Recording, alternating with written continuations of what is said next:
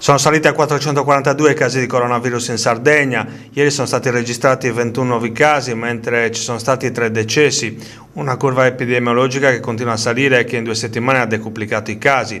Sul territorio dei 442 casi positivi, 74 sono stati registrati nella città metropolitana di Cagliari, 17 nel sud Sardegna, 7 a Oristano, 26 a Nuoro, 318 a Sassari, una provincia che comprende anche la Gallura che continua a contare 2/3 dei numeri registrati nell'intera isola. Molti di questi sono operatori sanitari, circostanza che sta mettendo in difficoltà le strutture sassaresi e galluresi.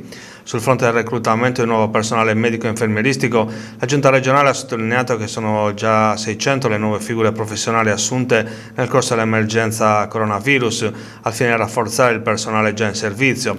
Sempre sul fronte del contrasto al coronavirus, il Presidente della Regione Cristian Solinas ieri ha annunciato che anche la Sardegna sperimenterà i farmaci innovativi anti-coronavirus, a partire da quello indicato per la cura dell'artrite reumatoide sperimentato negli ospedali della Campania, ma anche l'Avigan, il farmaco giapponese che si sta testando in Veneto. Infine la Sardegna utilizzerà l'antimalarico Plaquenil sperimentato in Francia. Sul fronte dei dispositivi di protezione individuale continua l'acquisto di mascherine e altra attrezzatura.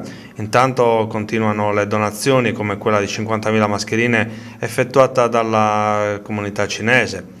In questi giorni difficili sono stati tanti gli attestati di solidarietà da parte di semplici cittadini e di aziende, ma anche le comunità straniere presenti nell'isola hanno dimostrato la loro vicinanza al popolo sardo e alle istituzioni, ha sottolineato l'assessore della difesa dell'ambiente Gianni Lampis.